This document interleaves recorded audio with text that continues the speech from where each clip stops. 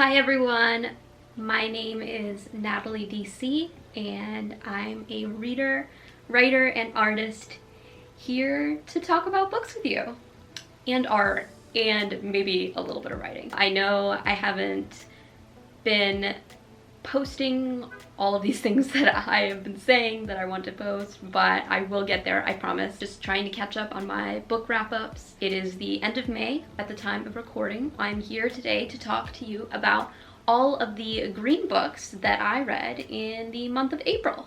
So I have my lucky sweater on today for our challenges theme, and yeah, I'll just be talking about all the books that I read in April. So without further ado, let's get started. So in April, I read a total of 5 green books. Not as much as I usually read, and I didn't get to all of the books that I wanted to read in April, but what you gonna do? School is a bitch. Being a college student and a wannabe YouTuber, they do not go together. So the first book that I read in the month of April is Knit 1, Girl 2 by Shira Glassman. It's not a full book, it is about a 70-page kind of like short story. I stumbled upon it on Goodreads. This basically is a romance between 2 Jewish women who are both artists. One, Clara, she is a yarn dyer, and the other, Danielle, she is a painter. So the 2 meet up, they want to do a project together, and eventually sparks fly and they fall in love.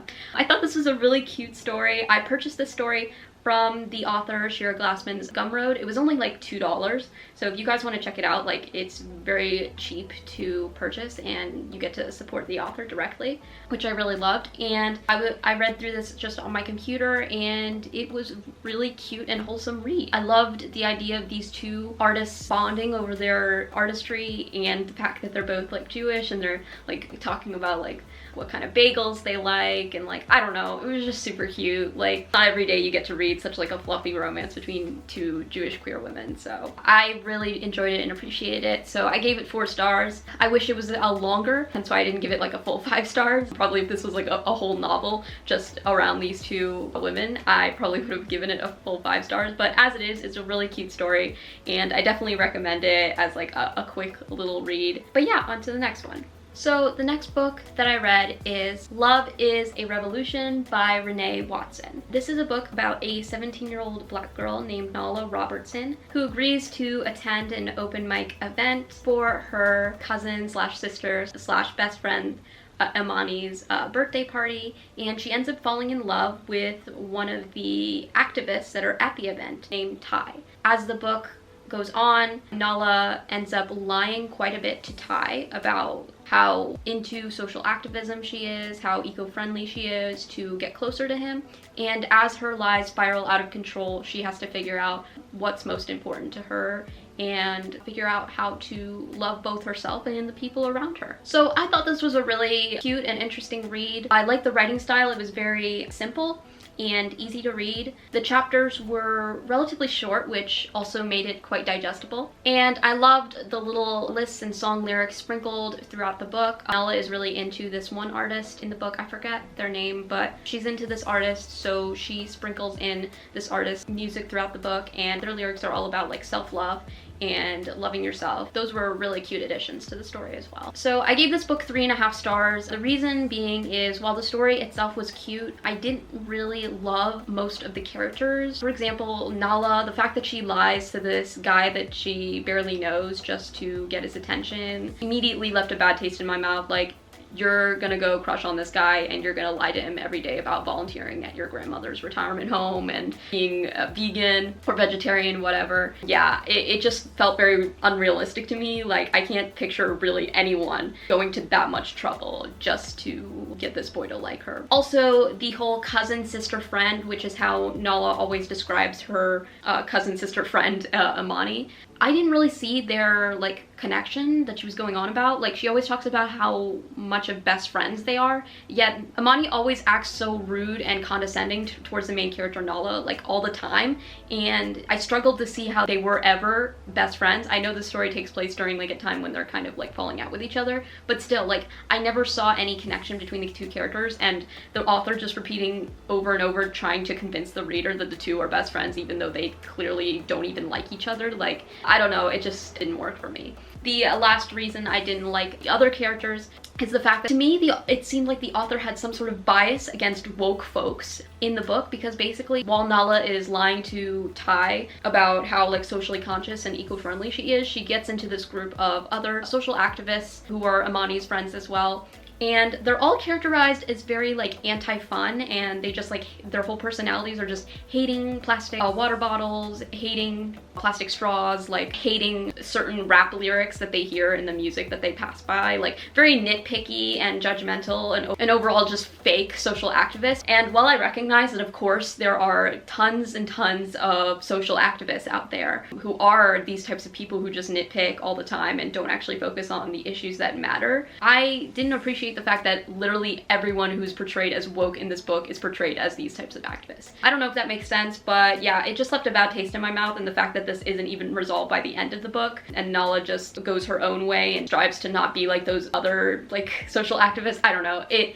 just didn't work for me. So while I appreciate the story, I felt like it could have been better in certain aspects, especially in regards to the characters. But yeah, I gave this book 3.5 stars. If it sounds interesting to you, do check it out and let me know what you think in the comments below. On to the next one. So the next book that I read in the month of April is The Tea Dragon Society by Kay O'Neill. This is a really cute graphic novel. It's about 70 pages. It's, I believe, a middle grade graphic novel, which I did not realize when I picked it up, so a little embarrassing when I literally checked out a literal children's book from my library as a whole 19-year-old person. You gotta do what you gotta do. It's just about this little girl who lives in a forest. She finds a lost tea dragon in the marketplace that she goes to, and she learns about the dying art form of tea dragon care from this cool gay wizard in the forest, and it's just really cute and wholesome. And then this wizard's ward, Minette, she's lost and she doesn't remember who she is or where she came from, and Greta eventually befriends her and the two fall in love. It's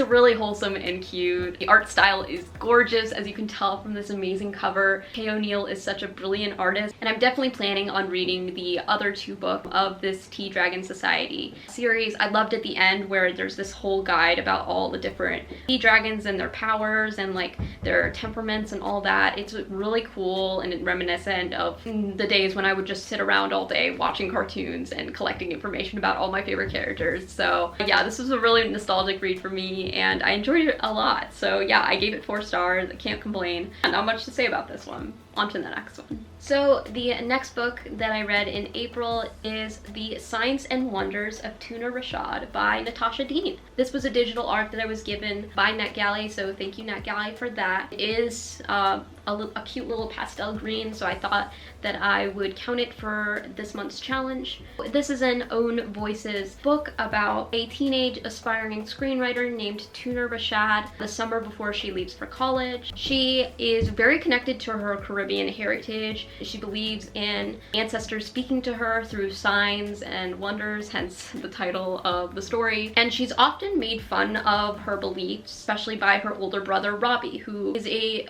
recent widow. His husband unfortunately passed away. He was a really great family friend to Tuna's family. So the entire family is battling with grief. All the while Robbie is hanging around their house all the time and wants to spend so much time with Tuna, and she really doesn't appreciate it, especially since she wants to get a boyfriend and follow through with her crush before it's too late and before she leaves for college. So this book is about Tuna trying to set up boundaries between her and her brother through all this grief, while proving to herself and the people around her that the signs and wonders that she hinges her life upon are real and are valid. When I first started this book, I really was not vibing with it simply because of the writing. It is very cringy and juvenile, especially considering this is a book supposedly narrated by a 17-18-year-old girl. Like, you'd think the writing would be a tad more mature, especially for the subjects that are handled in the story. So the writing style I didn't really care for, especially towards the beginning when I was struggling to get into the story. But once I got into the characters and their stories and the family's like dynamic and drama, I did find myself enjoying the story. I loved Tuna's passionate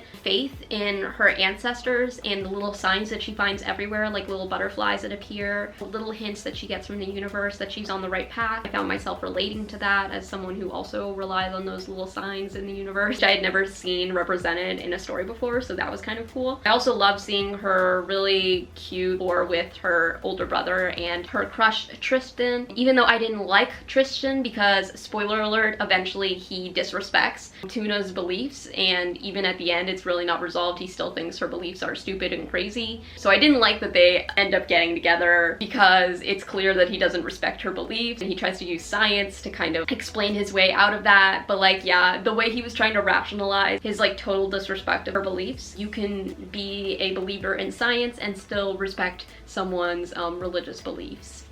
Not really a hot take there. So yeah, I didn't really love the romance aspect of the book, but I love the family aspect and Tuna getting closer to her brother. A lot of people did not like this book for the fact that Tuna is trying to butt into her brother's clear grief and misery in the aftermath of his husband's and longtime high school sweetheart's death, which I understand. I was at times very annoyed by Tuna's clear disrespect of her brother's grief and space, but I also understood where she was coming from, as he was always at her house and just butting into her life. So I understand why she felt the need to take action, even if that action was at times very drastic and stupid, frankly. I enjoyed the messiness. I loved the ending where the family agrees to go to grief counseling and therapy. I thought that was a really healthy message to send, and yeah, overall I pretty much enjoyed this book. I gave it 4 stars. I would have liked to see a bit better writing and not have it be so cringy at times, but the story itself made up for it,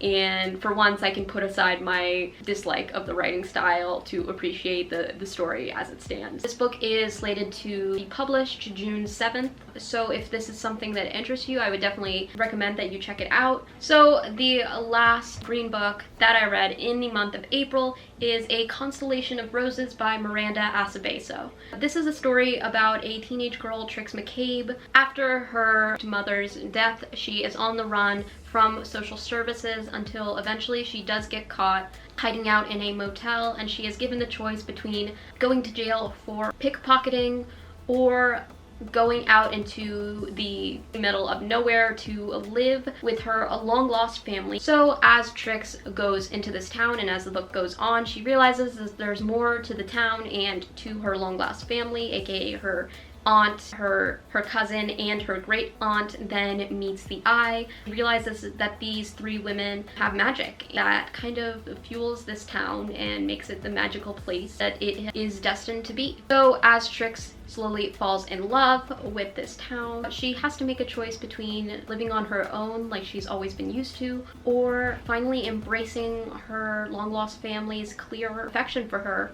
and learning to finally put down roots somewhere.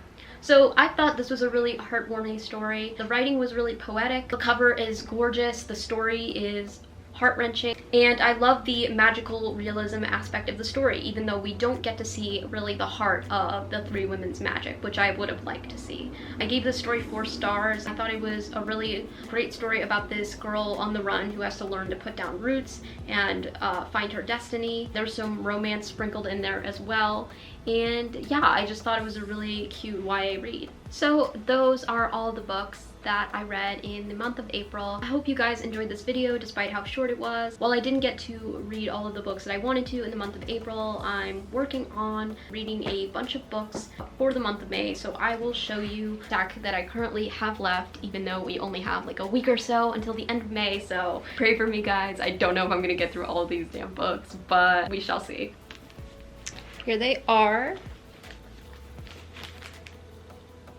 These are some of the books that I need to get reading before the end of May. Like I said, I've already read a few books for May. I'm also planning in the coming week or so to do a sketchbook tour and a booktube newbie tag, since I have yet to do that despite already having uploaded 3 wrap-ups. So a little late with that, as I am with everything, but I hope you guys understand and you stick around for more videos from me. But yeah guys, that is it for today. So please leave a comment down below about what you read this month, like this video, and if you're interested in poetry, you can check out my book of poetry, Blue Pearl, available for purchase from Bottle Cap Press. And yeah, guys, have a great day, week, month, whatever you're feeling, and yeah, I'll see you in the next one. Bye!